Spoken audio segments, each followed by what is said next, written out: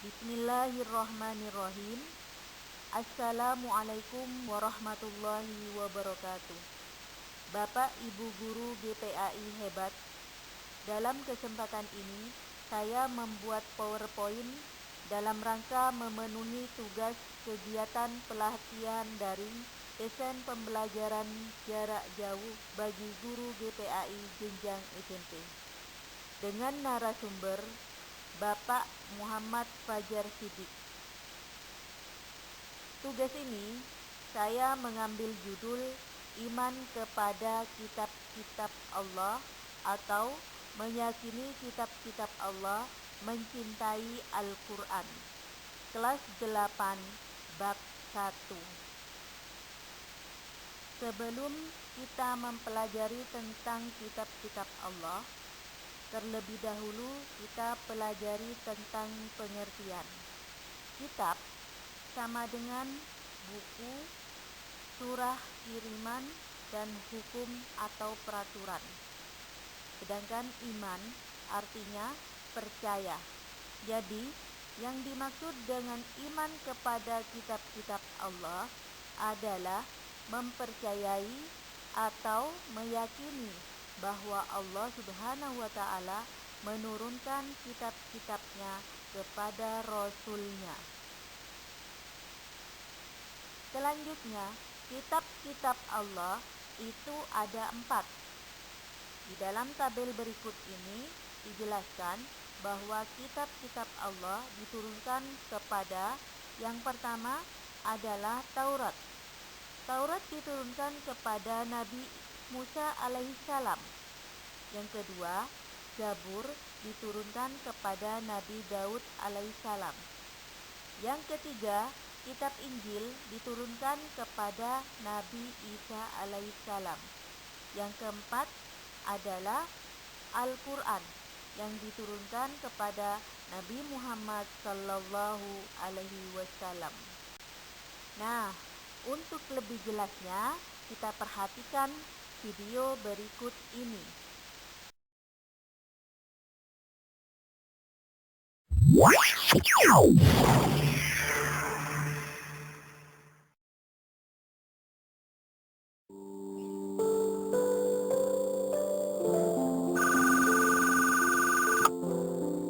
Assalamualaikum. Waalaikumsalam. Dodo ya? Iya, Syamil, ada apa? Do, di lapangan bermain ada perpustakaan keliling. Kita ke sana yuk, Do. Oh iya, bukunya bagus-bagus tidak? Katakan Nadia yang sudah ke sana, koleksi bukunya banyak dan bagus-bagus. Di sana juga ada kakak-kakak yang akan membimbing kita kalau kita tidak mengerti isi buku yang kita baca, Do. Bagaimana? Mau tidak? Wah, asik dong. Boleh deh, tapi Dodo izin dulu ya ke ibu. Oke deh, nanti aku tunggu di lapangan ya, Do.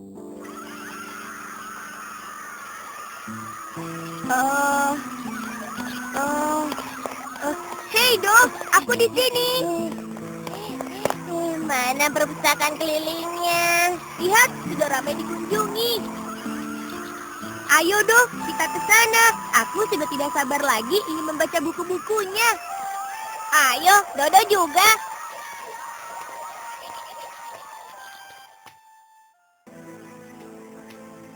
Benar kan, Do? Bukunya bagus-bagus. Iya, Dodo mau baca buku petualangan, biar Dodo jadi lebih berani.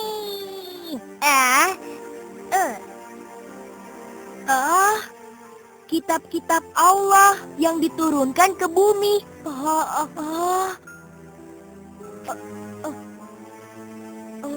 Duh!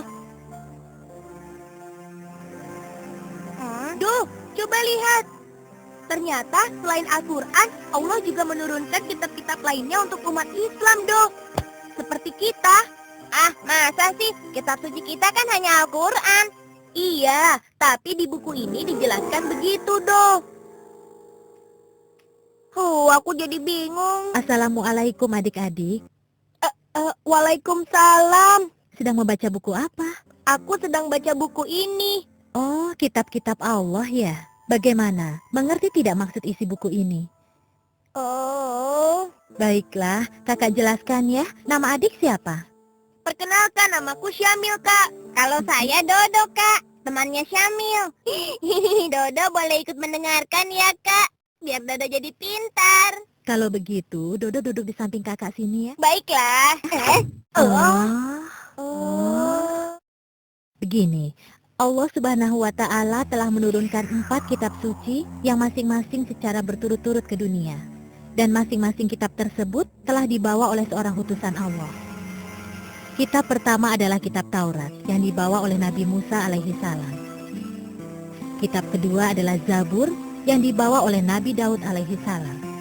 Lalu kitab yang ketiga adalah kitab Injil yang dibawa oleh Nabi Isa alaihi salam. Dan yang keempat sekaligus kitab yang terakhir adalah kitab Al-Quran yang dibawa oleh Nabi Muhammad sallallahu alaihi wasallam. Lalu sekarang kitab yang lainnya di mana, Kak? Iya, kok Dodo taunya kitab Al-Quran saja? Kitab Taurat, Zabur, dan Injil sudah tidak ada karena ketiga kitab tersebut terbatas penggunaannya. Maksudnya apa, Kak? Syamil tidak mengerti. Begini, ketiga kitab tersebut hanya untuk umat tertentu, tempat tertentu, dan digunakan pada jangka waktu tertentu. Seperti Taurat, yang hanya digunakan oleh Bani Israel di zaman Nabi Musa dan sudah tidak berlaku sejak kitab Zabur turun. Begitu juga dengan kitab Zabur dan kitab Injil. Namun hal itu berbeda dengan Al-Quran. Kitab Allah yang terakhir ini merupakan kitab penyempurna yang memuat ringkasan ketuhanan yang ada pada kitab-kitab sebelumnya.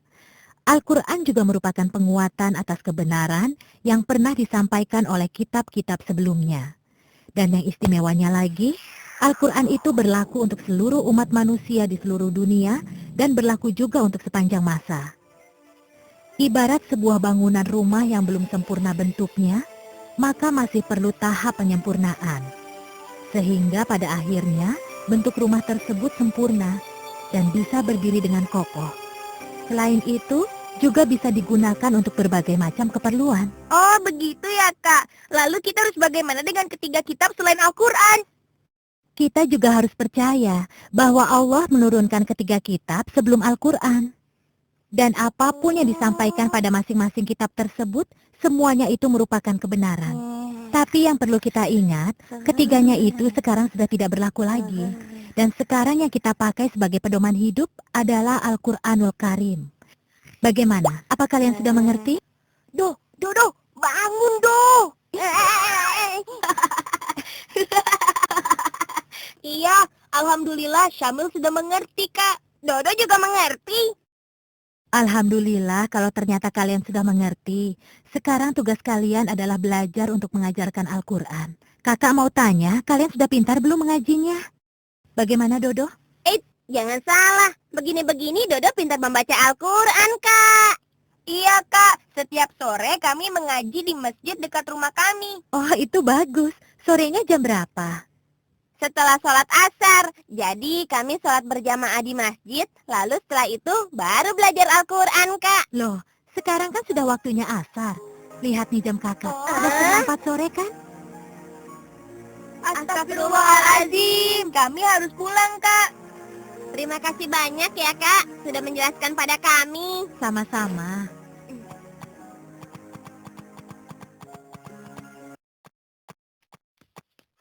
Assalamualaikum. Waalaikumsalam.